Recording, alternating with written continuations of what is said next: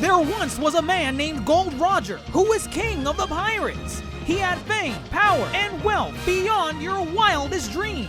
Before they hung him from the gallows, these were the final words he said. Our perspective is yours for the taking, but you'll have to join us first. We left everything we debated at the Yonko table. Ever since, pirates from all over the world set sail for the Grand Line, searching for the Yonko table, the table that will make their dreams come true. Yo, everyone. That is the voice of your Yonko host, DrJaceAttorney. And this week, we have a very special episode of the Yonko table. We are branching out of our comfort zone, kind of stretching out of the weekly shenanigans we usually get ourselves into, which I'm sure you all love. But this time, we're going to be talking about something special, something close to our hearts. We got a big talking point on Cartoon Network, one of the major platforms, one of the major network channels of old school cable back in the 90s, early 2000s, even in the 2010s. That Cartoon Network has been around for a number of years. And I think in this year, 2022, they celebrated their 30th anniversary. As to what we're talking about with Cartoon Network, I'm bringing in our fellow supernova, Mr. Bombastic, to kind of introduce us as to what exactly we're going to be discussing with this Cartoon Network topic. Mr. Bombastic, Cartoon Network, what are we here to talk about today? Right. So before we talk about Cartoon Network, I think we gotta go back. Well, I would say like a bird's eye view of the whole thing. Warner Brothers have as part of it's not even part of Cartoon Network. They own Cartoon Network. They're part Cartoon Network is a big part of Warner Brothers. And as of recently, the Warner Brothers have been making some questionable decisions. Cutting things on HBO, and as of recently, cutting people off. 82 people, to be exact. This is spread into like writers, animators, things like that, spread throughout Warner Brothers Animations, Cartoon Network, and Hanna-Barbera. With those cuts, a merger has been going on, which is Cartoon Network and Warner Brothers Animation are combined together. So both studios are working together to make one giant animation. Many people are being speculating as Cartoon Network Studios is dead, but in reality, it's just a little bit different, to say the least. It's not in its original format, the way we're used to it, right? Can I make a parallel? Here's our fellow Yonko Grandmaster Grandmaster, what is your outlandish parallel? If you compare this to The Dark Knight, if you compare this to Spider-Man 2, I'm not. It's for a reference point for people. It is what Marvel Studios has done. I swear to God. Let me finish. It is what Marvel Studios did by the genius of Kevin Feige. It is what Marvel Studios did with Marvel TV and all the Marvel animated projects. They are now housed under Marvel Studios versus being separate entities ran by separate leaders. They are now under one house. So what would you say would be an example of like how before in your Marvel example? Okay. What was the situation before that? So Warner Brothers, as Gio said, Mr. Bombastic, absorbed Cartoon Network and Warner Animation all under the Warner Brothers instead of separate entities. In the Marvel parallel, the ABC Marvel shows, including like Agents of S.H.I.E.L.D., Agent Carter. Okay. The Inhumans, they got reabsorbed by Marvel Studios, and then same thing with the Netflix projects, Daredevil, Luke Cage, all them, and same thing with the Hulu projects. Now it's all under Marvel Studios. It seems a lot of bigger corporations and studios are now trying to just house everything under one roof where they have dominant creative control. Okay, that I I guess in that lens, it does kind of make a bit more sense. It's less scary. It's more familiar compared to, kind of what we initially thought when we heard the news via social media. Like, oh my God, Cartoon Network is dead. It's gone. Our childhood. Where's it gonna go? But I feel like it's not as bad as it may have seemed initially. But I think to really understand that element of whether it's good or bad, you kind of have to go over like the history of Cartoon Network. I feel like once you see like kind of like where they started and how they released content back then, and kind of seeing what their track record has been in recent years, you might get a better understanding of why this decision came to be. Because I will say, out of all the out of all the cartoon networks, not Cartoon Network, but out of all the networks that feature cartoons, I feel like Cartoon Network was the more risque. Like they took more risk. I feel like they took more risk compared to other networks. Case in point, right? Case in point, I like to parallel is Nickelodeon. Nickelodeon as a brand is always, and maybe they've changed in recent years a little bit, but for the better part of 20 plus years, Nickelodeon has always just been trying to find their next SpongeBob.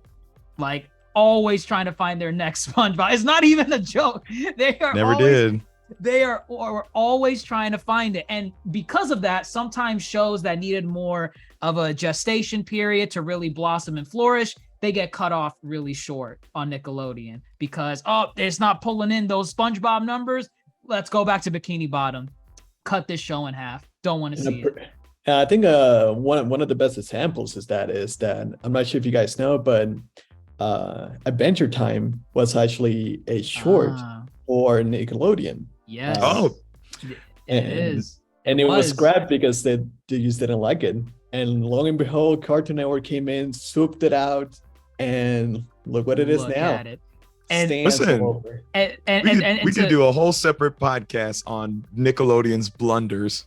One last thing to follow up on Mr. Bombastic's point. Around the same time, you want to know, so they turned down Adventure Time. You want to know what they took around that same time that they accepted on the network? Oh, you know it. No, I don't. I swear you know it. Wait, no. Yes. Go ahead, say it. Fanboy and Chum Chum? Yes. All right. Fanboy and Chum Chum. Idiots. Completely. Oh my God. I'm sure they've been kicking themselves for the better part of a decade. Somebody got fired over there. Someone got fired. Sure. Whoever, I mean, their head is on a pike in the Nickelodeon office. But as you said, that's probably a subject for another podcast. The whole fiasco of Nickelodeon, complete and utter clowns for the last few years. But yes, going back to Cartoon Network, definitely major pioneers in the cartoon industry. Originally, right when they came on, they didn't have these original cartoons that we know and love. Like, usually when people think of like the classic era or the golden era of Cartoon Network, Ed, Edd and Eddy, Powerpuff Girls, Dexter's Laboratory, kind of like the 90s, early 2000s almost. Before that, weren't they only showing like Hanna-Barbera cartoons or Cartoon Network and like some Looney Tunes? Correct. Pretty much, if Warner's owned it or had a hand in there somewhere, yeah. So Warner, Looney Tunes, Hanna-Barbera, Tom and Jerry, basically all those old shows. Hanna-Barbera, first of all, dominated early kind of. It was the only option. Almost the only option. Basically. Almost. I mean, there was others like Disney had some stuff, but they were consistent. Hanna-Barbera, I think, was consistently pumping out stuff for years. Now, with that said, a lot of this stuff is clones. I mean, when they made Scooby-Doo,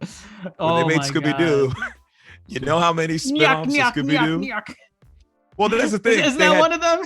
well, they had Scooby-Doo spin-offs, which were like the Scooby and Scrappy show or something. And then they had what you're referring to. Well, so a pup named Scooby-Doo, but then they had the knockoffs, the knockoffs. The shark. Who are you doing? Jabberjaws? Jabberjaws. Jabberjaws. Oh, right. And Do you remember buggy. Speed Buggy? You remember The speed buggy. Yes. Speed Buggy. Wait, wasn't Jesse and the Pussycats as well? They were Hanna-Barbera. Yeah. They are based on Archie comics, but they were made a show by Hanna-Barbera. They're all Scooby-Doo knockoffs. So they dominated. And they said, let's house them versus like catch them on your local CBS or NBC or whatever. Let's just put them all on one network channel, which is relatively smart for the time. Yeah, because the standard before that was, you would watch like your 5 o'clock news, and then like maybe for 30 minutes or an hour, you get Bugs Bunny slapping the shit out of Elmer Fudd. Well, actually, it was, as you said, there were 2 times of day. It was like in the morning before school, after school, and Saturday mornings, and that was really it. That's your only time. Right. That's crazy to think about. I think the only other options were like PBS with Arthur and like Dragon Tales, things like that. But even PBS was the morning.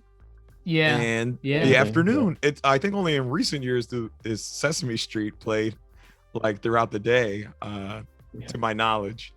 Your options were very limited back then.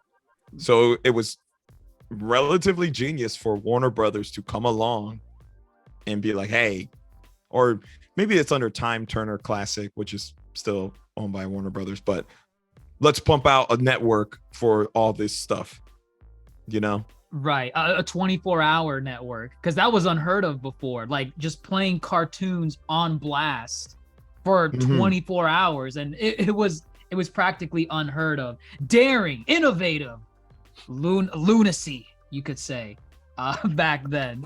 But hey, Cartoon Network, they did it, and then they kind of used the funds from those reruns to slowly accumulate and then start making originals, which the originals is what we remember Cartoon Network for the most. And Ed, and Eddie, while not my favorite of the originals from back then, for me it's like the most iconic one, or at least the one that got me hooked on first for the Cartoon Network reels. Just Ed, and Eddie was outlandish. If I'm talking about like the best Cartoon Network show, like in my opinion, hands down, Billy and Mandy. Oh, you just jumping all over the place, huh? No, Billy and Mandy is early 2000s, right? Early mid 2000s. Yeah. Oh, I didn't know we're here. We're okay. Okay, fine. Let's dial. Well, because it's still like 90s, early 2000s, right? Okay, okay. It is a rabbit hole. I forgot. So you're right. They brought in these originals. The crazy thing about these originals was that there was this kind of variety animation show called What a Cartoon. I forgot this was a thing. Yes. Okay. Yes. Let's unlock that memory. I knew about it. Oh, you remember it? Okay. I remember it. I vividly remember it. And do you remember what was so great about it? Wasn't it that like they showed like the pilots or like snippets? There was like small snippets. Right. It was mostly like either snippets of the pilot or just straight like the whole pilot. And this launched, it was like they gave the reins to the animators and the creators, and they're like, show us what you got. We're gonna put us on this thing, we're gonna get the feedback, and I think convince the audience like they should watch your show. We're not gonna do anything like to hold you guys back. Your only job is to get eyeballs glued to the TV. I think one of the more prominent ones, at least from what I remember, is like the quote unquote the knockoff of Family Guy. How like it was just like a guy and a dog, and they were just like talking to each other. And, like, oh my god! I don't remember the name of it, but I remember. The old guy is literally Peter Griffin. Correct. The dad figure. Same voice actors as Seth MacFarlane, right? Yeah. Seth MacFarlane. He voiced. It was literally Peter Griffin and Brian, but obviously not designed the same way. Just they were different characters. That's right. He did get his start with Hanna-Barbera. Larry and Steve. Is that it? Larry and Steve. Yes. And the thing is, a lot of man. these people that are like in adult animation, this is what's so cool about like animation in general. A lot of these people, like you mentioned, Seth MacFarlane, they knew each other. Like, Oh, like yeah. going to the same schools for like animation and all this other stuff. Right. Like, I'm pretty sure Gendy Tartakovsky. Oh my god, I can't remember. Tartakovsky. I'm pretty sure he knows Seth MacFarlane. They likely are like have each other's numbers on You speed would dial. be surprised about like how many of these people like who have prominent shows now worked on like all these old shows from like the 90s. It's crazy. Phineas and Ferb fame, Dan Povenmire and Jeff Swampy Marsh, their names are attached to pretty much anything from the 90s that you could think of. And yet, you know, their biggest claim to fame is Phineas and Ferb that came out a decade later. But yeah, you could take it back, man. The animation world, I guess, is relatively small as far as these creators knew where to go. Hanna-Barbera, Right. That's a place you want to be, you know? Essentially, it's your only option. It's like, I'm going to go work for the guys that made the Flintstones. I'm going to be great. Clearly, I mean, yeah, I would hope so. Iconic. It's Flintstones iconic. are iconic. Right. So funny enough, yeah, a lot of these people got their start together. And it's crazy to kind of see how they divulged and formed their own path and whatnot. Right. So, and oh, go ahead. Oh, no, go ahead.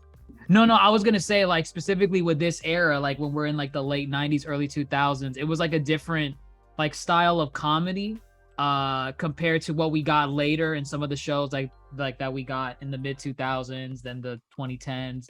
I think that's why I like a lot of the shows from this era specifically, because a lot of them were just really raunchy, but for like a kids network, like Ed, Edd and Eddy, I don't remember where it was. I don't remember if it was like the writers that said this or the creators or whoever, but I remember there was something where the more they kept going with Ed, Edd and Eddy, they basically kept asking themselves, how much more can we get away with on a children's network? And that's literally what they've kept doing to top them. Some of the things that happened in Ed, Edd and Eddy, they could not make today. They could not. See, and I think that defines kind of this golden era of Cartoon Network. Pushing the envelope. Well, not that it was pushing the envelope, but it was like there was not this awareness of what is an adult joke and what is passable for kids. So you had shows like Ed, Edd and Eddy. I'm just strictly talking like this late 90s. Ed, Edd and Eddy pushed it. Powerpuff Girls pushed it. Dexter's Lab pushed it. Oh my God, the mom. Dad's Trophy. Dad's Trophy. Oh my God, yes, yeah. Oh my God, not even like in raunchiness, but Courage the Cowardly Dog. Courage is dark. It's demonic. Right. Like I love it. I love Courage the Cowardly Dog. And but I think that's another thing as well, that like it seemed like not only Cartoon Network was going for just kids, but also adults as well, because adults they're always going to be watching it no matter what, because the kids are going to be watching it. So Cartoon Network probably was thinking of that, and we're like, hey, like, let's give something for the adults as well, like they're watching it, especially when it comes to like Ed, Edd and Eddy and some of the other shows. As a kid, I didn't really get those references at all, but I can. Oh no, of course not. I'm pretty sure like mom and dad are going to be like laughing their butts off no matter what. Hell no. I'll tell you what, Ed, Edd and Eddy was banned in my house. Banned? Because my dad said, this is stupid. I don't want y'all watching this. This is stupid. You didn't like the Jawbreakers? Hell no. I'll tell you what though, Powerpuff Girls, that had some layered humor in there that he really appreciated. Dexter too. I think he liked the ludicrousy of Johnny Bravo and just how ridiculous of a character. It gets wild with him. It gets wild. It does. But across the board too, you go check out like Nickelodeon, who was also owned by Viacom. They were making a lot of animated shows too that predominantly adults, or there were adult references and jokes and whatnot, like Ren and Stimpy.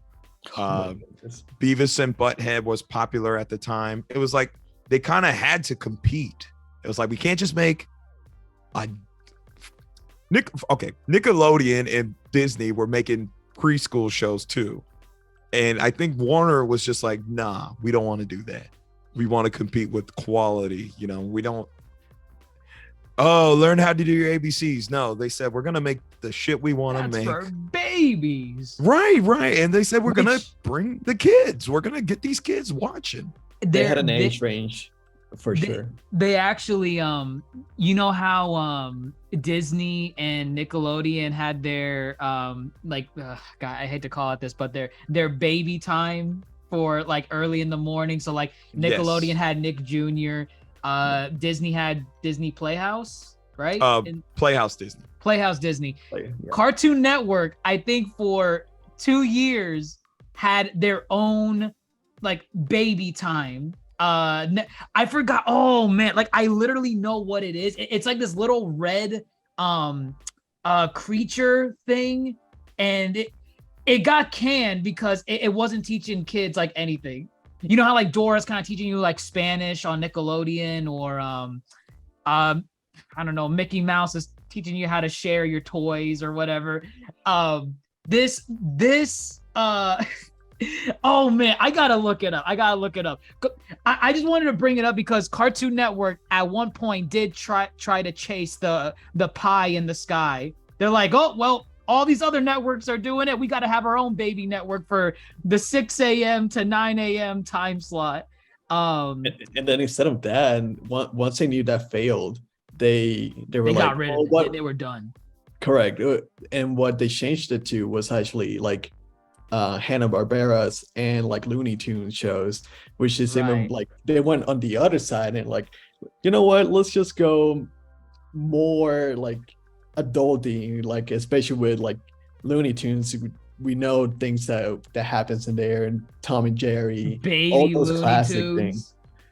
I think Baby Looney Tunes is probably like in that other range. So it's kind of crazy how everything did change just over the years, in even that first decade. No, it did. I don't even know how to look this up. All I can describe, it was like this red little Teletubby creature with a blue Teletubby creature. It was 3D animated, and they just did baby things. I don't know. Oh, I do not recall this. I never watched it as a kid because I think around the time. No, I just don't recall it.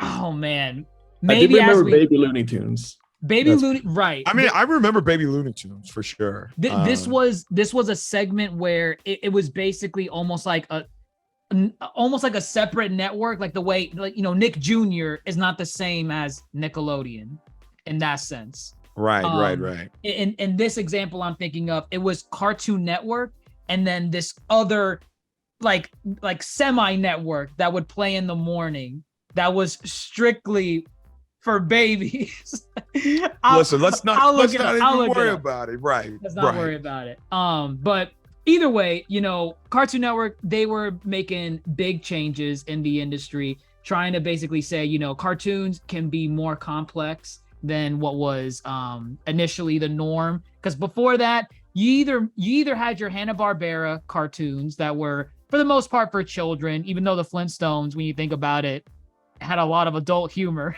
in the Flintstones. You either are a Hanna-Barbera cartoon, or you're making a cartoon to sell toys.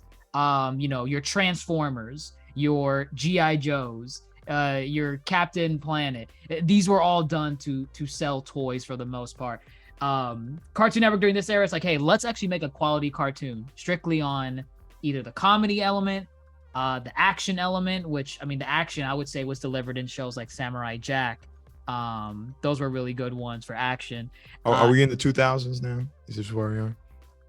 It's kind of the same era a little bit, right? Well, Samurai I mean, Jack, yeah, people 2000s? like, I guess people like to say that the peak era of Cartoon Network, I guess, classic. started in the 90s, Okay. like mid to late 90s, and went into the 2000s. Okay. Right? Is that fair? That's fair? No, That's yeah, what we're it counting? is. It is. Because, I mean, I guess from what we were talking before about what the network could get away with, like, you had shows like Cow and Chicken. Okay, that was probably the one cartoon I was not allowed to watch. Another show. I feel the freaking devil with his big ass. You know what's funny? Like my parents weren't even. Maybe they were aware of the devil. I would need to go and ask them again. The most vivid memory I have about them telling me I cannot watch Cow and Chicken was because of the cow and the way the cow udder. Would the way it shook its udder around. I guess it was just reminiscent of like a penis or something. Well, I mean, in reality, cow is a female character, and the udder is technically like, well, that's where milk comes from. So I guess the human equivalent, that's the nipples. Those are, and it's just throwing them around. It's just out there, and it's so grotesque looking at it. I'm looking at my background right now. It is terribly drawn. It's one of the first things you see. Exactly. It has to be the first thing you see. But what were you saying as far as just pushing that envelope? And pushing that envelope. A lot of I guess visual gross out humor a little bit. Yes. Dare I say, when we start entering the 2000s, because one, I think Cow and Chicken is all but done by the 2000s. Some of these shows are trickling still. I think Johnny Bravo, I don't know when Johnny Bravo ended, but like, I think they start to vie away from the kind of the very adult or hide the adult message under whatever. They were kind of like, let's just kind of now make shows for kids, but like quality kid shows that, you know, don't necessarily have to attract the eyes of the adult. I mean, there's still an era of it, but for example, 2000s, who debuts in 2000? Foster's Home, Codename Kids Next Door. I think that ranges like Billy and Mandy. Billy and Mandy. Teen Titans. Camp Lazlo. Well, I think, okay, so hold up on Teen Titans. I think there's something they're doing. I'm or maybe because that's DC related. That's maybe. Well, no. I'm gonna unlock your memory. Okay, I'm gonna unlock your memory. But like, okay, K&D, Camp Lazlo, Foster's, very much targeted at kids, but not necessarily heavy on the adult references. There are some, but it's like that's not their big shtick. They're about kind of creating worlds and whatnot, and creating fun, I guess. But I feel like at the same time, they're also, I mean, you just say like hold off, kind of like on Teen Titans, but they do. I do know that they have some shows to the side as well that is still kind of like on the more adult side. Thinking of like what is it, Dog Dodgers? Dodgers. At the same time. Okay. And that was more like leaning more into the adult side as well. I forgot all about Duck Dodgers. Actually, that was a quality show. That was a good show. That was a good show. Yeah. And I think at this point as well, it's like if I'm right, I believe this word Toonami actually came into the picture as well. Okay, let's talk about that then. They're the stinker in the room. Well, there's the good stinker. No, the not good a one. stinker. The good one. No, the good one. The good one. But just like it was a balance between comedy and action. So, you know, just action wise, I'm thinking 2001, 2002. Let me unlock your memory real quick, then we'll talk Toonami. They were airing Justice League. There was the He-Man reboot, He-Man and the Masters of the Universe. Do you remember that? That wasn't late 2000s? No. That reboot? No, you're thinking of Thundercats. You're thinking of No. I thought. Oh, okay. No, actually, no. You're right. It was early to mid 2000s. The He-Man reboot. I watched it. I watched. Yes. Right. Samurai Jack. They brought over Transformers Armada, and that's what got me into Transformers. Me too. And that was kind of the start of Cartoon Network's run of Transformers. Teen Titans, a perfect, probably the best blend of comedy and action, dare I say, until Ben 10 came along. I think Teen Titans opened the door for Ben. Teen Titans busted down the door so Ben 10 could run. Yes. People are gonna kill you. Wait, there's also some more as well, because I'm thinking of Jackie Chan Adventures, Batman Beyond. See, that's a whole nother stuff. Isn't that WB? That's W. Well, that's kids. That's kids WB. Yeah. Now, with that said, Cartoon Network had I mean, Disney could do it too with ABC Saturday mornings. Cartoon Network was allowed to air those shows on Cartoon Network because it's still technically under under Cartoon Network, but under WB. Right. So they were allowed to air that stuff. But you see how I don't think Nickelodeon nor Disney could match Cartoon Network in just action alone. Like, yeah, no, they never even attempted. I guess they tried to attempt in their own way, but not. Dare I say, Nickelodeon's only attempt was Avatar, which obviously is a cultural phenomenon. That's illegal to sell. It's not SpongeBob, but I guess we'll take it. Right? They're like, I guess we'll do an Asian influence show, and then they, whatever. Yes. Okay, so let's talk about real quick. You see how all the action, you come to Cartoon Network for the action. They have the action. Toonami opens even more doors. Let's talk about Toonami. What you know? The wave of anime. Your typical, your DBZ, Yu Yu Hakusho, Trigun, Sailor Moon. It's what introduced anime to the West. Some people will claim to say, well, actually, I got the DVD box set way before Toonami was ever a thing. You watched the anime because of Toonami. Let's accept that. Let's accept that reality, please. And I think like a translation of it, like the fact that Cartoon Network did this so perfectly, because back then, like in the previous era, people were just introduced to all of this.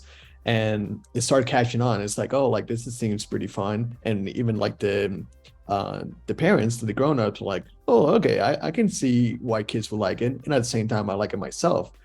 But then like they noticed that kids started growing, right? They start watching, they noticed that kids are stopped watching like more kid stuff and tried to go into more like into the action-y type.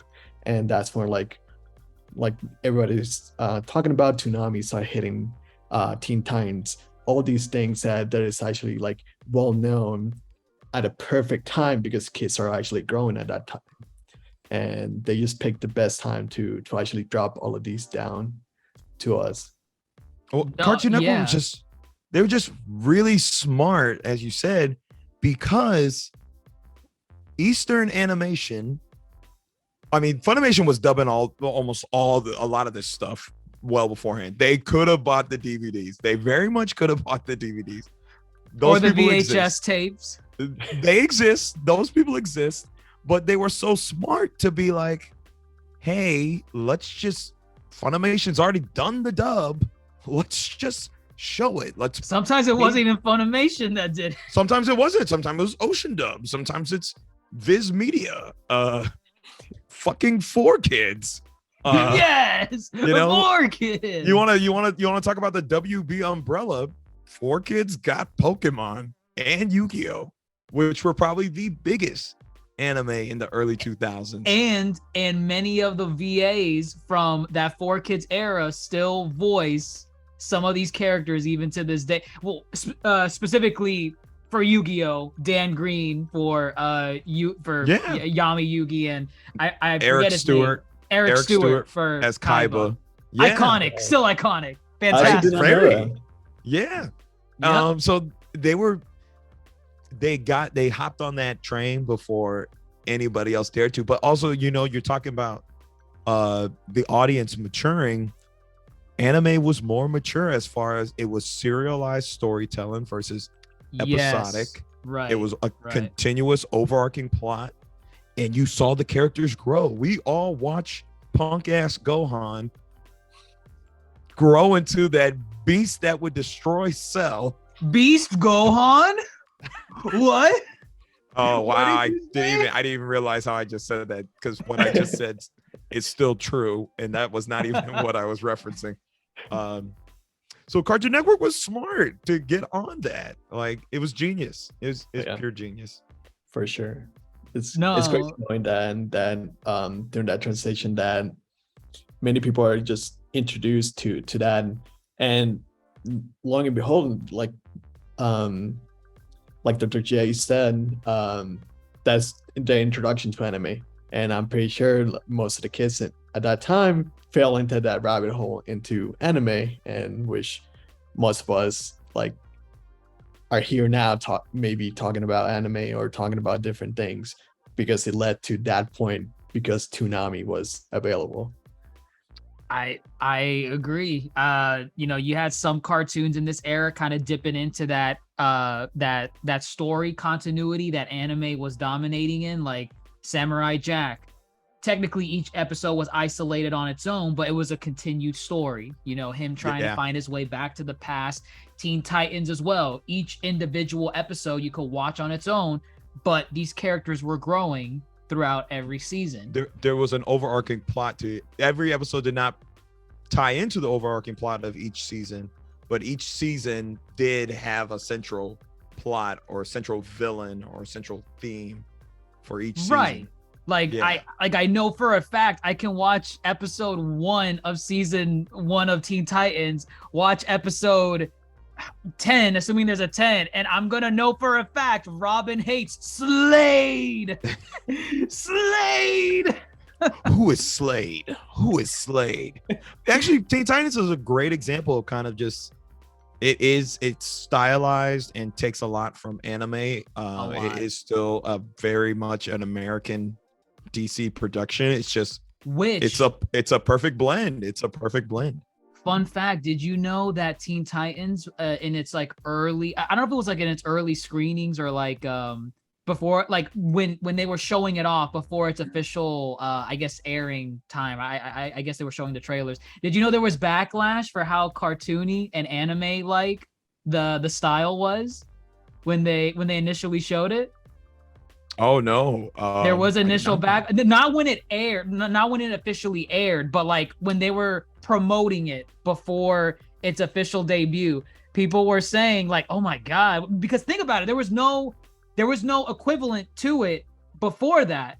There was no DC property that was animated that tried to be like a Japanese anime, like the over exaggerated emoticons, like characters' heads growing big when they're angry, their faces turning red.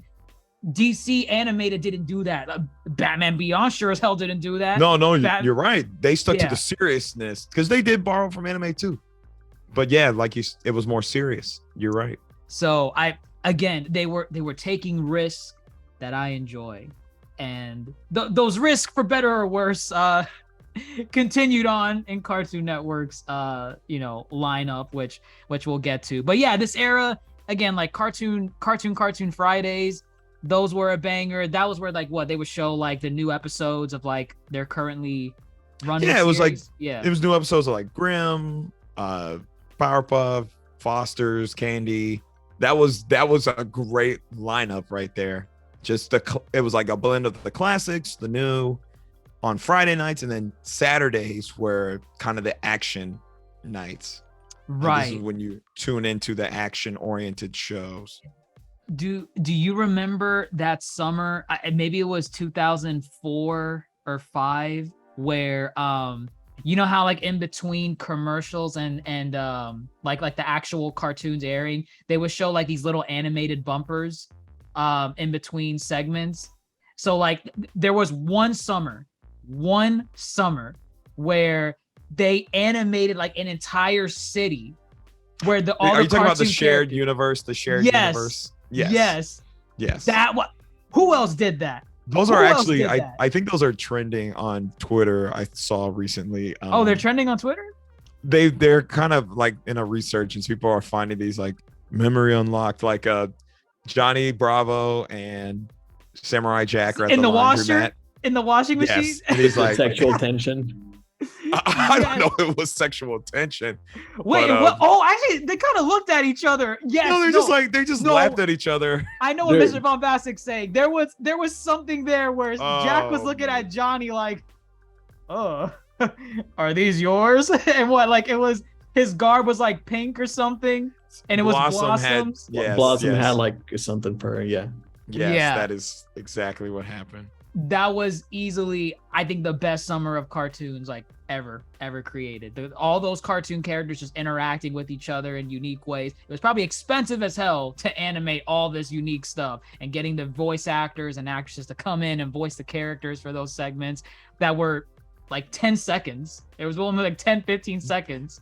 They were genius, though. They were another kind of form of genuinity from Cartoon Network. It's like, hey, all our cartoons on their off hours, they have a shared universe.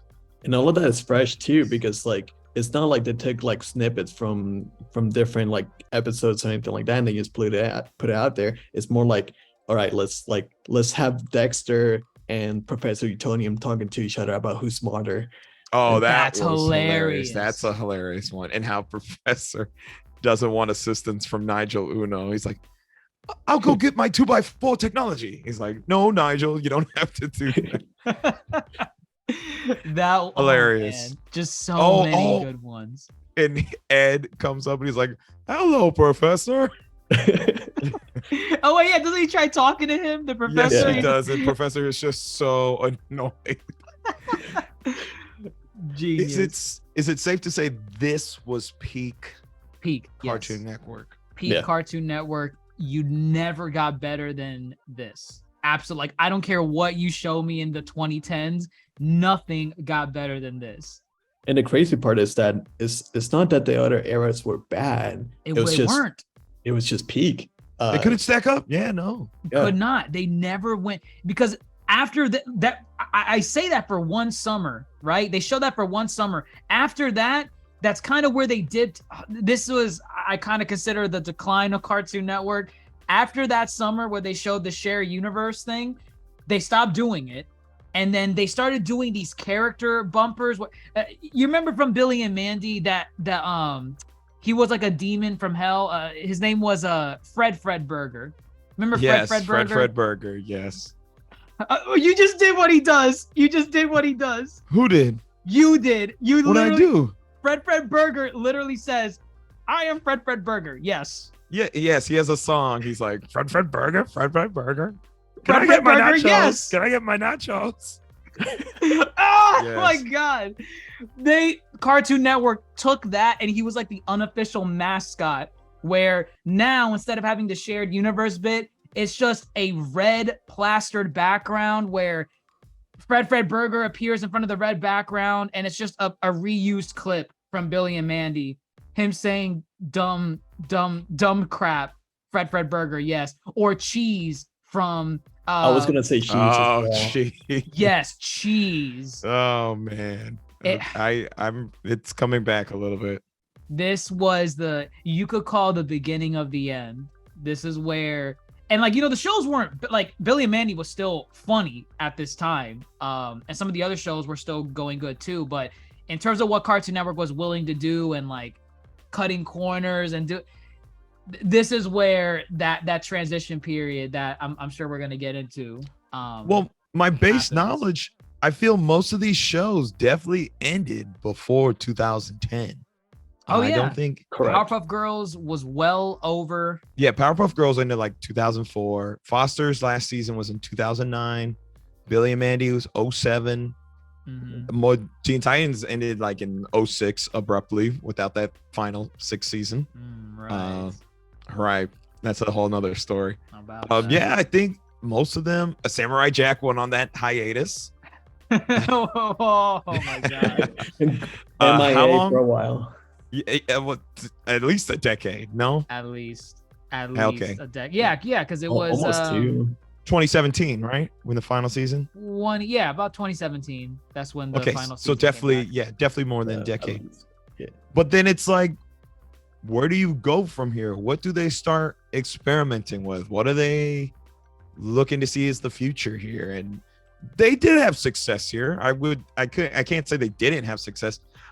I don't think it was for me. I think there was probably one show from this era that I actually vibe with.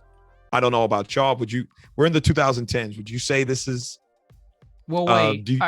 Are you skipping that little midlife crisis that Cartoon Network went through? Fine. Okay. CM Real. Getting towards the 2000s, Cartoon Network says we got to start preparing for the next decade. Let's experiment. What did they experiment with? Live action, baby. Let's go. Now, okay, I will give them this credit. Nickelodeon succeeds in live action. Disney Channel succeeds in live action. They only have cartoons. If they want to be as competitive, they need to kind of, I guess, dabble or at least try to venture into live action. On Cartoon Network. Yes. It did?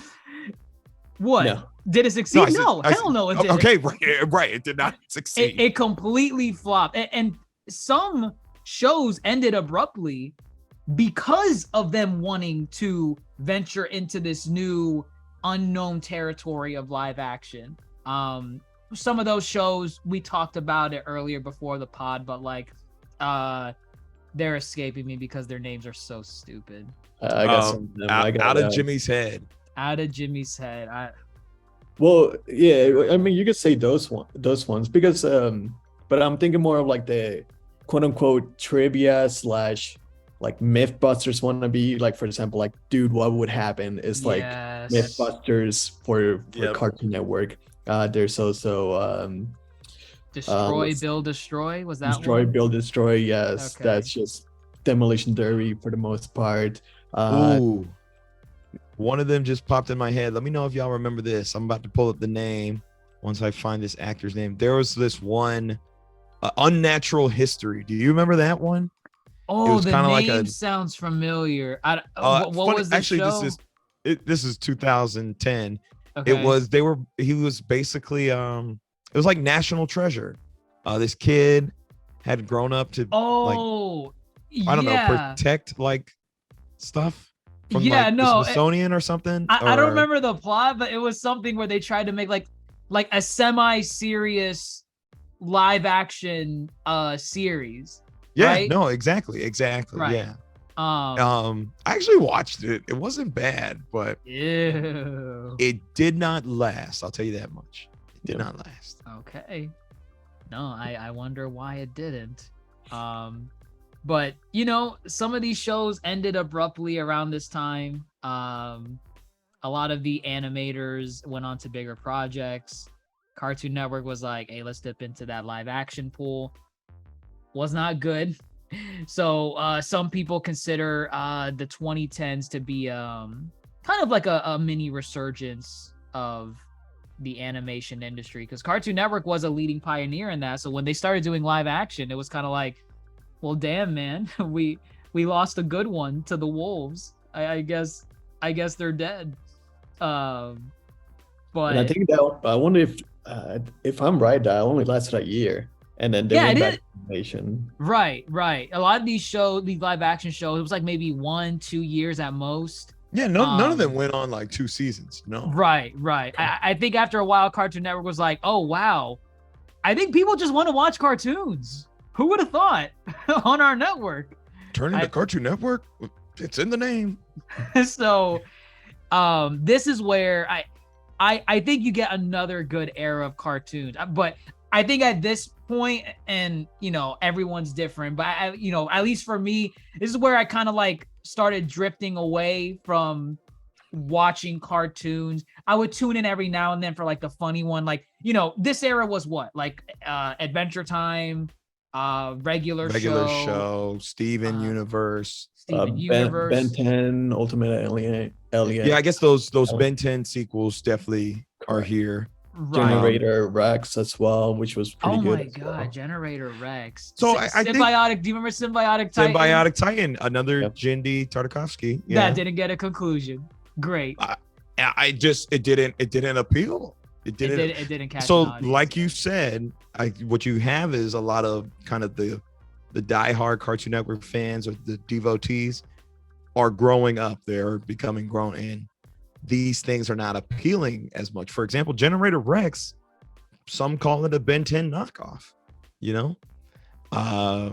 Actually, yeah, I've heard that a lot about Generator Rex. Yeah. And it's funny too because they actually had like crossover episodes as well. Wow. Right. They did, yeah. Insane. It just interestingly enough, it was like, I guess we were kind of seeing our way out. I don't know if I'd call it good because I don't necessarily like it. I will say it was successful. They did succeed. For sure. There were successes. Adventure Time is revered as one of breakout probably success. Right. It's crazy amount the fandom surrounding Adventure Time. And there's actually a lore to it too. And it's still going today. Like the original series is over, but like on HBO Max, they have like a sequel series still going. Like it's not over. Right. It's still going on.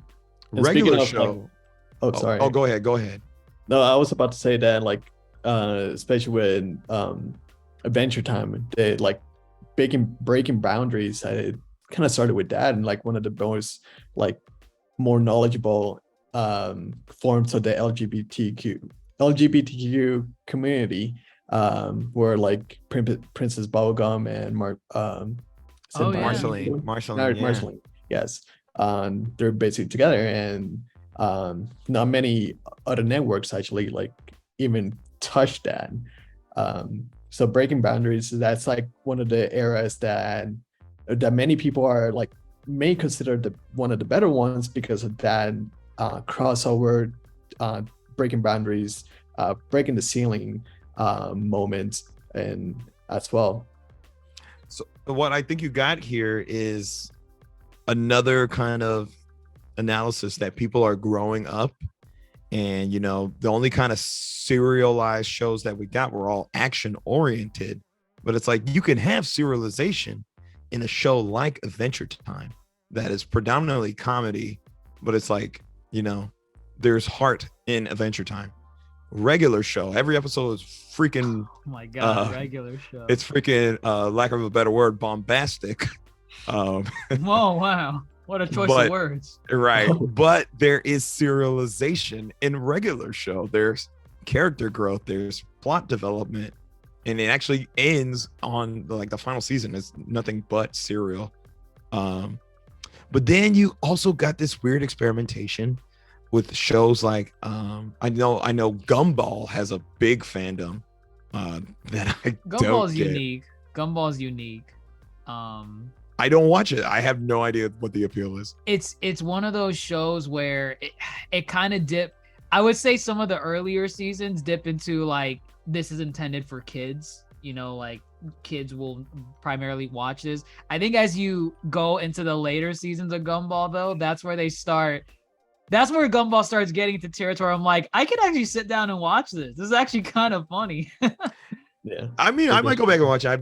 I think this past year I finally started Steven Universe, and I'm enjoying Steven Universe. Steven Universe, another huge success. Grandmaster, you remember Chowder, right? Chowder was that last leg of the peak era of with which Flapjack. Actually, now that you mentioned Chowder, what were you gonna say about Chowder? I was gonna say that like many people actually do compare Gumball as like kind of like it has the same style of jokes as Chowder. Okay, kind of like breaking fourth walls, pushing some boundaries here and there, especially in the later seasons. Has like the same style. I wouldn't say the same style, but the same comedy style. I could get behind that because I wasn't a devout fan of Chowder, but when I did watch Chowder, I was always laughing. Chowder was definitely funny. Flapjack too. Flapjack usually gets lost in that. Flapjack. Yeah.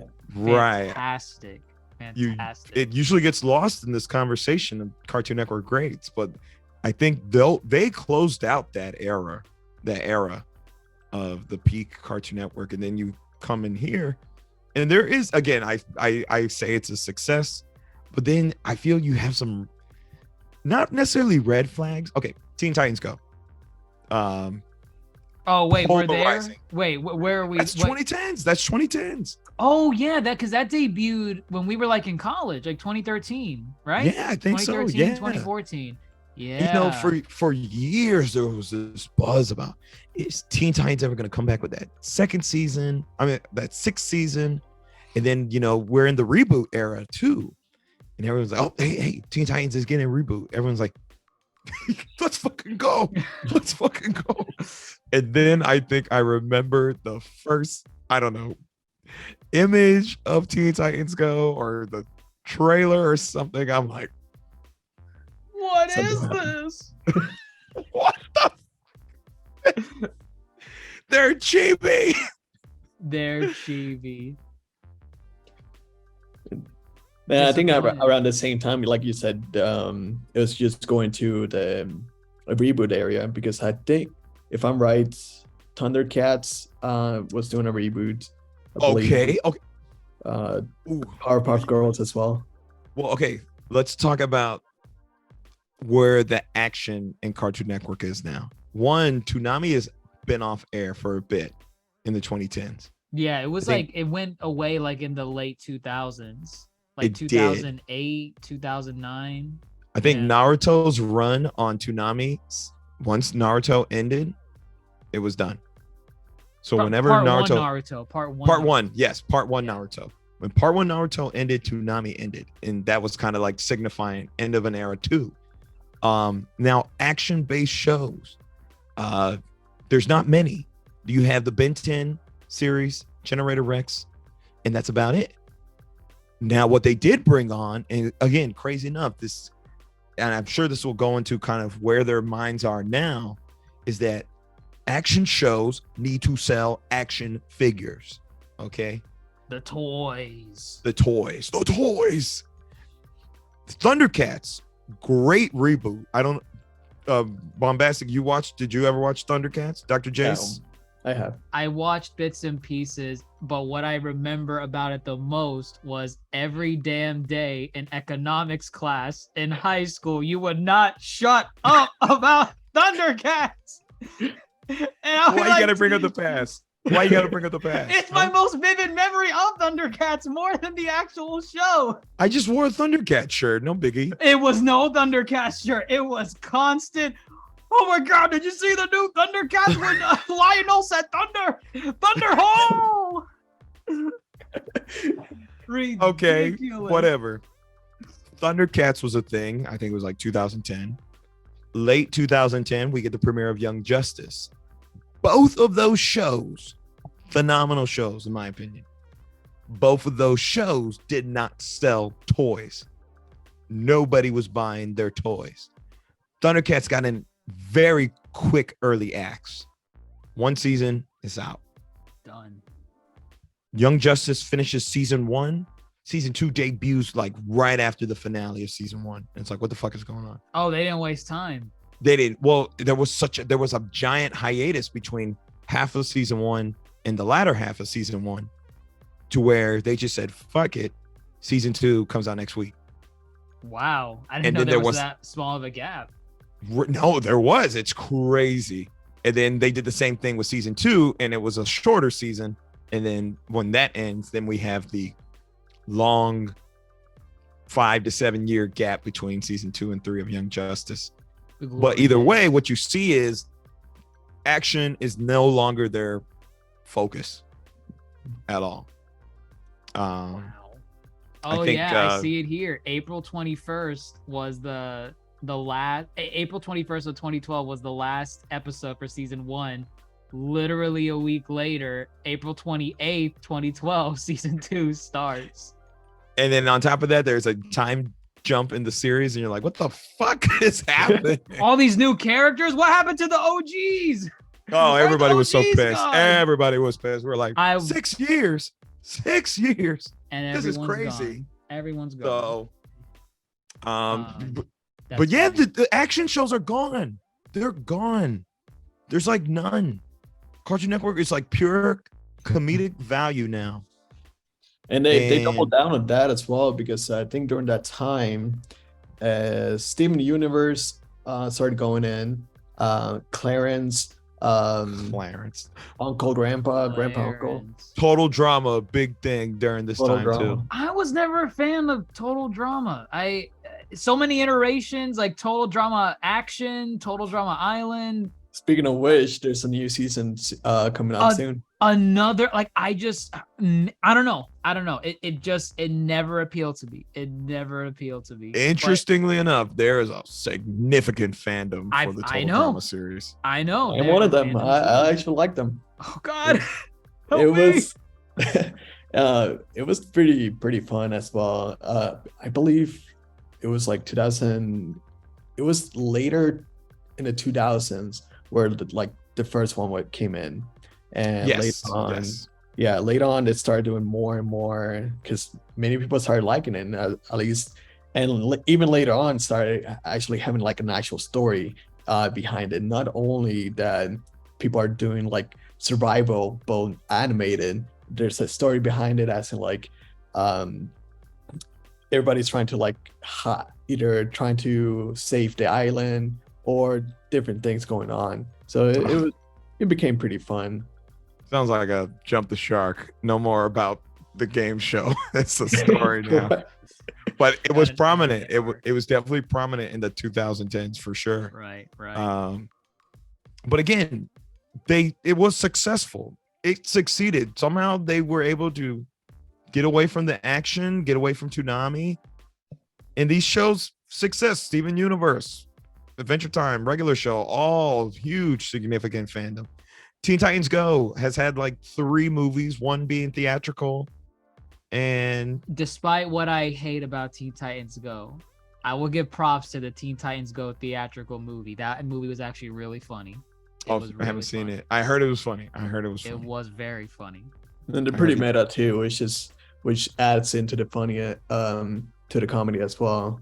They acknowledge that people are missing out, like missing the old Teen Titans, and they had that whole movie though. Did you see that movie, Teen Titans Go versus Teen Titans? I heard of it. I didn't watch it. I don't know if it's good or not. I saw clips. It's funny. I guess very right. They are good at self-referential. They're very good. Like they had a whole episode where Teen Titans Go meets Young Justice.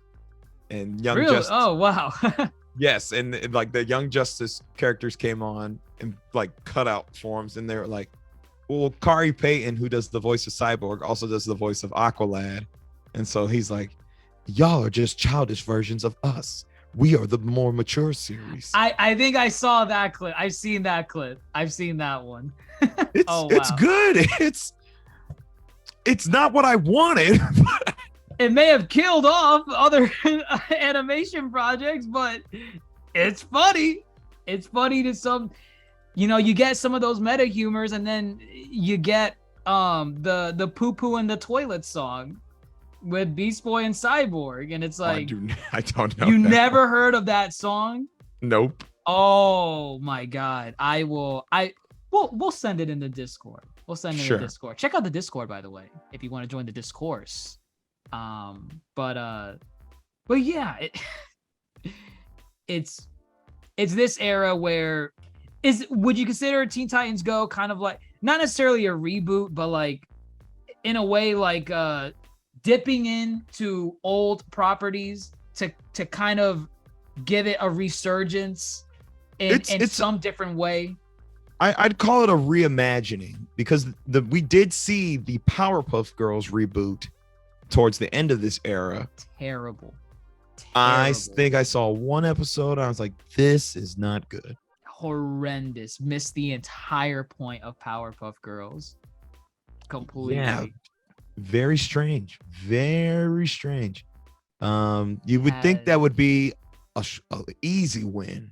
Reboot the Powerpuff Girls. And you know why they rebooted the Powerpuff Girls, right? No, but I remember, I think some big controversy, I think. No.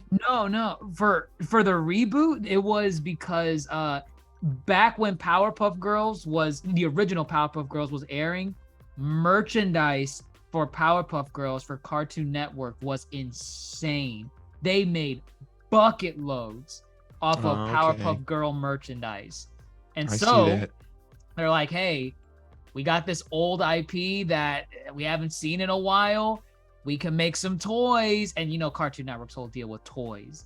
And that's one of the primary reasons why the reboot came back on, was because of the merchandise that Powerpuff Girls can sell.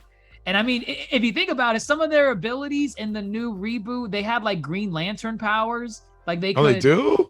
Yes, and the I don't know anything about. I think like, one episode. I honestly could not tell you much more. So like, you know how in the original they had like typical like laser beams. Yeah, of course. In the reboot, they could now like put their I don't know how you would call it, like they could make like a Green Lantern armor around their body. So like if they want to punch someone, they can make like a giant Green Lantern fist. Terrible. I'm thumbs downing. Yes, they went that far with it. It was very, very bad. But like at that point, they just did copy and paste some different things and tried to see if they can just mash it up in Powerpuff Girl and try to see if they can work from that. And yeah, I mean, and if you think about it, it's more toys. When you have a Green Lantern like silhouette around like a character, that is literally a toy you can sell.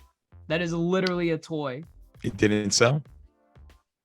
Well, actually, I have no idea how it sold. I don't think it sold well. You know, there was a fourth sister in Powerpuff Girls. Yes, I did see that. Wasn't she black? Was she black? Yeah, she was black. Had a really, really long ass legs. I don't know if I'll call that necessary, but I guess you can consider that her fifth sister. Right. Oh, you talking about Bunny? You talking about Bunny? Bunny. Yeah.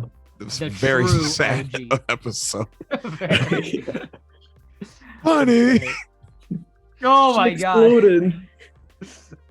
We're not going into this. No, let's not get into that. Surprisingly, I can't believe this thing says the reboot lasted 3 seasons, 119 segments. I find that crazy. But again, it didn't last. It didn't last.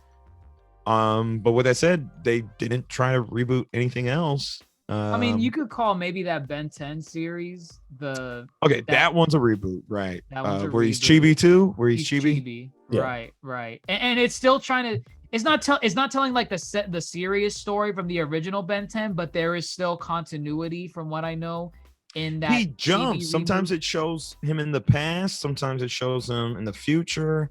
Like in him older. Yeah. From what I've wow. seen clips of, that. it kind of just jumps around. Interestingly enough, I thought it was too soon for a Ben 10 reboot, but I feel like every era has some version of Ben 10 airing, which is crazy. Ben 10's not that old. Crazy. Ben 10. Oh my God. Can I name all them? Okay, hold on. Ben 10. What was the second? Alien Force. Ben 10 Ultimate Alien. Ben 10 Omniverse. Ben 10 is Omniverse? Omniverse is a continuation. That's when they significantly changed up the animation. They changed up the animation, and it was like an interquel. Like it wasn't. Yes. It wasn't a sequel to Ultimate Alien, and it wasn't a prequel to the original Ben 10. It tried to fit in between. But it was still in the continuity, though. It was still in the continuity. of Ben 10. Right. Okay. I don't think there was another one in that continuity until they did the reboot for correct this current version of Ben 10, which I think is still going. Just called Ben 10. Yeah, it's still going. It's just called Ben 10. Ben 10, I think it started in 2017, I believe. 2017, 2016. Around that time. And see, Ben 10 sold so much toys. He's 10 different aliens. Yep. Every season. Plus 10 plus aliens. Right. He's a different alien every time. It sold. It was great. I can't believe the success of Ben 10. It's genius. What do you think? It is genius. The kick-ass theme song. Oh my God. You know what I forgot? I completely forgot the live action TV series. Oh no, the movies. There were movies. No. There was a live action TV series For Ben 10? For Ben 10. There was a live. I don't know action about TV a series. I only know about the I didn't trash. know that either. I know about them trash movies. Oh wait, maybe. Oh, never mind. It hasn't aired yet. It's being developed for HBO Max. My bad. There was a movie though. Ooh. Which I guess it now will be kind of like maybe it's gonna be finishing development because I guess with everything that's going on right now, everything is just questionable. It could get the bag, right? It could. And outside of some of these reboots, you kind of get just some of these weird shows, some of them, and again, I'm not the target demographic. I know kids are at the end of the day, but I occasionally, whenever I had Cartoon Network on just to see what they were doing, if they didn't have the entire day blocked out with Teen Titans Go, I forgot the name of the show, but it's the one with the brother and sister with like the different swords that they could summon, like one. Oh my god, what's the name of the show? It's a brother and sister, and they had these swords where the swords, like, it was literally like keyblades. There was like 100+ different swords that they would summon to like fight weird things. Like they would have a fish sword, a lava sword, a pen sword. Oh my god, you lost me. I got nothing for you. I didn't find it funny. It was a comedy show. It just, and again, I'm not the target, but that's okay. But see, I feel like you have a lot of misses. I feel like I have a lot of misses in this era. I feel you do have I don't know the success rate. So right now we're out of the 2010s. We're in 2020s. This is like the kind of what they've been doing recently. Late 2010s and what they've done. Late 2010s to the now, basically. I cannot tell you. I can tell you one show that currently airs. That's Craig of the Creek, and I only know that show because it has a black lead. Well, I don't know what that show's about. I don't really know what they got going on other than that, nor the direction that they're going. I have no idea what's happening at Cartoon Network. Well, I think now if I'm right, it's basically Craig and the Creek, and also I think We Bear Bears, or like their baby version. We Bear Bears. Baby Bears. We Baby Bears. Okay.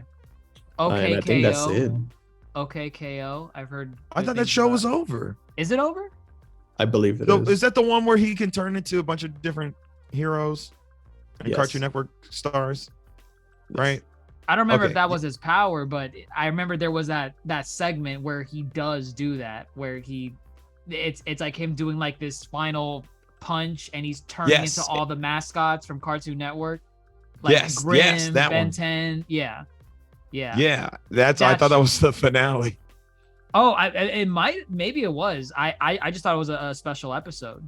But maybe it was the finale. I have no idea. I don't keep up with any of the cartoons from this current era of Cartoon Network. But a lot of misses. Some of them are good though. Like I've heard good things about Craig at the Creek. I've heard really, really good things about Infinity Train. Like it gets really dark for like a cartoon. Over the Garden Wall. Over the Garden Wall came out like in the early 2010s.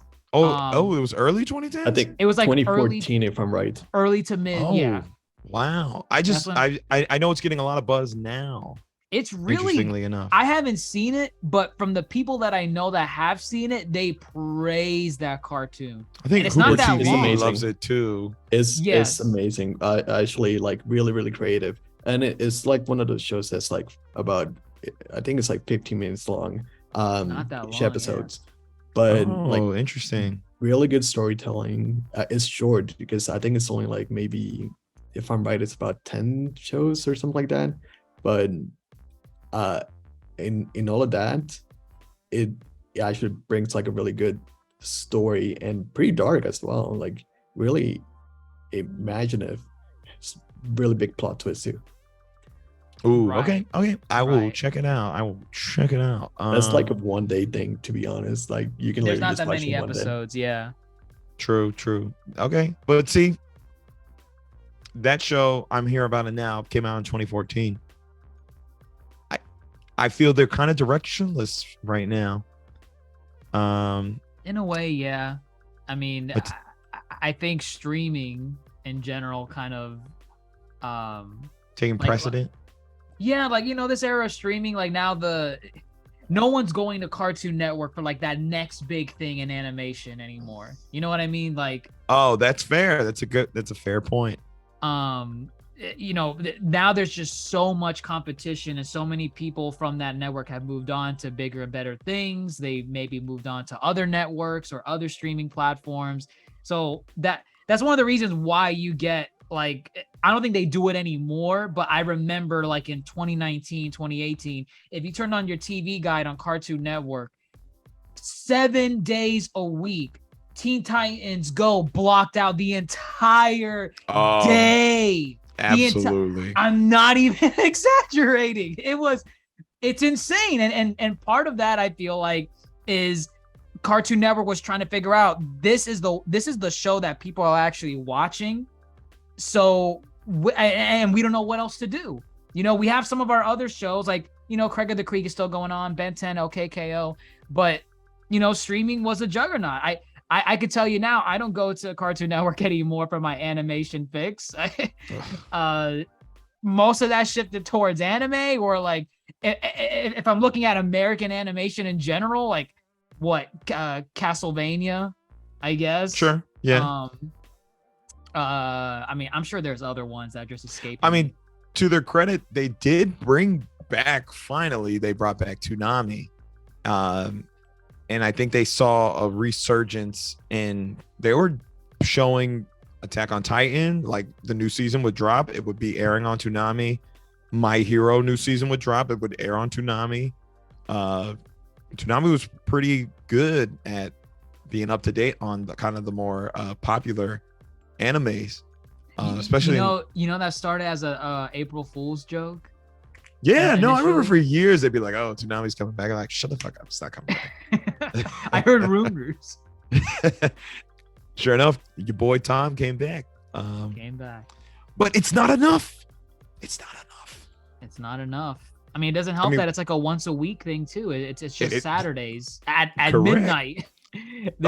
They show tune in for this new episode of Hunter x Hunter at 3 a.m. Excuse me? What? Meet Monkey D. Luffy. He wants to be king of the pirates.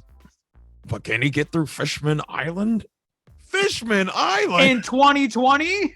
What the fuck are y'all doing? Toonami. I mean, they've done enough. They've had enough success to still be airing, I guess, like that time slot that they got. But people watch.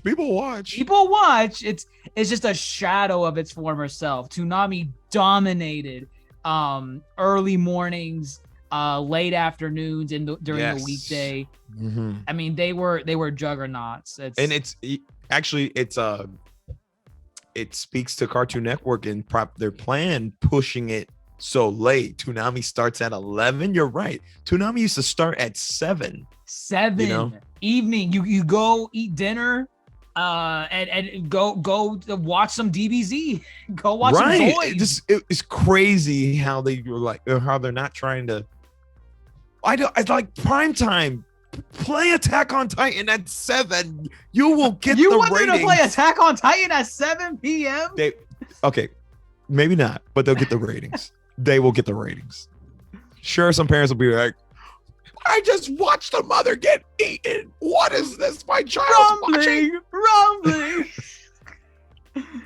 But it does feel, at this rate, Cartoon Network might need some, I don't want to say rebranding, but they might need somebody else at the helm or a tour de force to kind of lead them into this next era. Yeah, which basically this becomes like a going on, like this is going back to the beginning, like full circle. The merger. That did bring some buzz again. A lot of people like know about Cartoon Network again, and like started bringing back old memories and this and that. So now I guess the only thing that we can do is just either hope that with that comes in either a new branding, or just like a resurgence of different things, or just like try to do something new, try to like whatever it is, they need to do something with all the commotion that's going on. And I feel like now is a good time to, especially now that it's 30 years in the making. That's insane. It seems like the best time to actually like bring something either new or bring something back. Right. I definitely think that I'll be honest, I completely forgot about Cartoon Network until this recent merger happened. And Cartoon Network, they like doing these little promotional bits, like either in their shows or outside their shows, where they kind of remind you about like their entire their eras, all their eras. They go back from Ed, Edd and Eddy to Foster's Home for Imaginary Friends, regular show, and they try to make you feel nostalgic for the most part. I remember in their 30th anniversary reel, they showed oh god, I can't remember off the top of my head, but I know they did something where they showcased all their cartoons that they've helped launch throughout the years. And it kind of makes you feel nostalgic a little bit. You're like, oh, wow, yeah, of course. I do remember Powerpuff Girls. I do remember Uncle Grandpa. I mean, Adventure Time. But then when you hear, that merger happening and your worst expectations are like, oh, my God, so it's dead. Cartoon Network Studios is shutting down. Like they're going to be gone. And then for them to just come back on Twitter and say, guys, we're okay. We're still around. A little bit less people and maybe some new people, but we're still here. I guess here. Like the name is still there, but what about the soul? The soul's probably been gone for quite some time, even before this. But well, I don't know if the soul's gone, but it's like the soul is only sporadically used. We talk about these. It's an ember. Well, yeah, kind of. We talk about these nuggets of greatness when you talk about Over the Garden Wall. You talk about the what we hear good things about Craig of the Creek. None of us have like really sat down and really watched it like that in depth. And it's like it's very much one and done. Over the Garden Wall was a clear-cut story. It's finished. They're like, right. we're gonna use We Bare Bears to hold on until we get the next little nugget. Adventure Time had its run, and they're like, all right, we're gonna use We Bare Bears until we make the next Adventure Time special for HBO Max. So it's like they had an era where it was just consistently great for the most of 15 years. And now in most recent years, the last decade, we only get kind of nuggets of greatness. I think they're looking to be consistent again. Like, You think we can get this out of that merger? I think what you need to do, honestly, is something like, I didn't even know this. So when we were talking about the What a Cartoon, that was the first wave. The next wave was a follow-up called the Cartoon Show. That pumped out Kids Next Door, Megas, Billy and Mandy. What was Megas? Megas XLR. Okay, yeah. Chicks dig giant robots. Yeah, so good. Classic. Right. Honestly, you might need to do something like that again. Just kind of let creators be creative, And how do you do you do it on cable again, or do you do it on you gotta appeal to the streaming. You got to. And you had the platform as well. You have HBO Max. That's accessible to a lot of people. Right. You definitely need to air it on TV too. No doubt. I don't think you lose money. The only thing you lose is the only thing you're really paying for is ad time or whatever. Or I don't know. But you gotta cater to the masses. The masses are streaming. So if you want to pump it through there and get your feedback for who's streaming whatever, then do so. But I think what you really need in this point in time is you need that blend of the serial type of show like, I don't know, whatever he said was Serial, Adventure Time, Adventure Time, regular show. I mean, well, okay. I think regular show is actually a really good blend of comedy, serial, and then like episodic as well. Some episodes are just straight up episodic. right? But I think you need to bring in the action again. I think you need to. That was a major success. Yeah, they don't really have anything that caters to that demographic, right? Like the action. They don't. Yeah. Wow. Nowadays, yeah, they no. really don't. I think They really mostly, don't. What If the I had a closest you choice, I maybe think they got should was do. Steven Universe. Maybe I wouldn't even call Steven Universe action. Does it have action? it Yes. does, yeah. I would not but call it an action show. I Not to wouldn't- rival that of Teen Titans. I wouldn't put it in the same conversation as Samurai Jack. Right. It just doesn't compete in action. In action alone, yeah. Every I know for a era- fact that Oh, go ahead. I think one of the things that they, at least from what I think, is that bring back something, either bring back or at least have it related to something, especially nowadays MCU versus DC is going on. Have some mini shows about that, like do the same thing that MCU is doing. I mean, it doesn't have to be live action, but they could do some animated Black Adam. I would watch something like that, or like animated like any other people. I think if I'm right, I believe Green Lantern is actually getting a series, right? Green Lantern. Well, that's been in development hell forever. Yes, it's And now back it's being in redeveloped, focused on Jon Stewart, which I think is probably a better idea and probably what people wanted. Not animated though, but still better idea. James Gunn. James Gunn. He's leading the DC creative side for live action and animation, if I'm not mistaken. Yeah. That's crazy. That is insane. He's a co-CEO? Co-CEO. Insane. The other guy runs the business side. Right. I mean, I'll take it. I will take that, because you know why? James Gunn ain't gonna let Young Justice die. Not again. What if he does? How would you feel? I'll be livid. I'll be livid. Because I believe James Gunn can recognize quality, and he caters to fans. He likes fans. Right. We want Young Justice. Do we? If DC is going to be the outlet for action for Warner Brothers Animation and Cartoon Network moving forward, please keep Young Justice.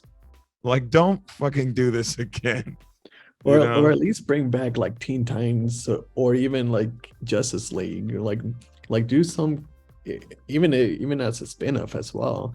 Like, I mean, there was that Batman series with I think it was J.J. Abrams and the dude from Batman. Did that get canceled? I think it's up in the air right now. Yeah, I think it's up in the air. It's Batman Caped Crusader, right? Yes, Batman Caped Crusader. Yeah, Bruce Timm is on that project too. Wow. Okay. And I believe it's up in the air. Yeah, like now is a good time to, not only for DC but for Cartoon Network. Like, if they can do something related, some kind of like animated DC is probably going to be like the best bet for Cartoon Network. Like if I was like working for them, I would try to put all the chips in there and like say, hey, like let's do like series, at least mini series, at least on one of the superheroes in the DC universe, and then go on from there. MCU does it best when it comes to that. I can see definitely DC trying to either imitate or breaking their own grounds when it comes to either animation or even live action. No, I definitely agree in that. I'm just so surprised Warner Brothers / DC hasn't tried to dip their feet in like the animated cartoon series again, outside of, a show like Young Justice. Or well, I mean, there's Harley Quinn. Harley Quinn's there. There's Harley Quinn, and you know, But I like Harley Quinn. That's an HBO Max original, though. Right. And I'm imagining, you know, James Gunn being at the helm, he can recognize, yeah, Harley Quinn is super funny. Like, in a way, in a lot of ways, it kind of matches his sense of humor as well, like the way he kind of. Oh, for sure. And some of his stuff. I'm hoping that maybe you get more shows that are on that creative side. They don't have to be like verbatim Harley Quinn, but now it's I don't know, Lois Lane, but you know, now she's just as zany as Harley Quinn. Well, but you can do a series of. Oh wait, were you gonna mention that one show that got or no? the Superman show, the one that focuses on Lois Lane and Clark, right? No. What? Oh wait, you're thinking of the live action show. No. There was a show that got animated show that got canceled. It got the can. It got canceled? Or I don't think it's in production anymore. I think people were afraid that it was going to get canceled because of I don't know. I don't know if it's still in production. If it is, great. Because the one you're is there an image out or I think there was an image, a trailer. No trailer. The image, was it like one of the characters holding another character's like face to like their chest, like with like stargazing eyes or something? No, I don't think so. Okay, might be thinking of a different show then. Either actually it might be Clark Kent. I don't remember. But you know, I know people are afraid about that series getting canceled. I remember that was one of the shows that people were like, wow, this merger is happening. WB is canceling all these other projects, and I actually see it now. What the image I'm thinking of is it is Clark Kent. It is Clark Kent, and I don't know. I pulled it up. They're holding. It's Lois. That's their Lois. That's Lois. That's their Lois. Yes, and it's wow. They made Jimmy Olsen black again. Yeah. Interesting. My Adventures with Superman. That's what it's called. This right here. So was it canceled? I don't know. That's the thing. I don't know. But it's like, I mean, they got a lot of power now at DC with James Gunn. They got a lot of creative. I mean, just James Gunn himself, I believe, could definitely pump out some creativity from the DC side of things. I think you just need to get some new writers and new people. See, like, get that blend. Get like the next Craig McCracken. Get the next Jindy. You're asking for a lot. Where's the next Gendy Tartakovsky? Just look, they just got their start because they gave them a chance in a show like Oh, What a Cartoon. And they nailed it. And look what they gave us. You know, and then like oh God, I forgot his name. The dude from Regular Show, like, that's just a normal guy. JD Quintel. Yeah, him. Quintel. Yeah, Quintel. Yeah, I feel he's just a regular dude who was given the opportunity. JG Quintel. Oh, JG, yeah. You just gotta let these talents kind of come on in and let them do their thing. Yep. And then see what sticks. Yeah. And that's basically all up in the air at this moment, because it could be good, like, well, whatever is happening now, it could be good for Cartoon Network and for Warner Brothers, or it could just tank. At this point, we're basically just like playing the waiting game, and we can only hope for the best. Yeah. Again, it kind of just goes back to what I was saying earlier about Cartoon Network. They have a very risky business model, and that is what put them on the map. And at the same time, it's kind of what's hindering them a little bit now with some of the risk that they're taking. But I think it's good that they still keep that, because that's where you get shows like Powerpuff Girls original, not 2016. But you get shows like that. You get a regular show. You get Adventure Time. You take the risk. They took a risk on Adventure Time when their rival network said no. And it's like, well, I don't know if maybe they said, oh, by the way, Nickelodeon passed us up. Are you sure you want to take us? I don't know if that was part of the conversation. I doubt it, but still, whatever Nickelodeon did not want to take a risk on with Adventure Time, Cartoon Network was like, yeah, why not? Let's do it. Let's take that risk. Let's see what happens.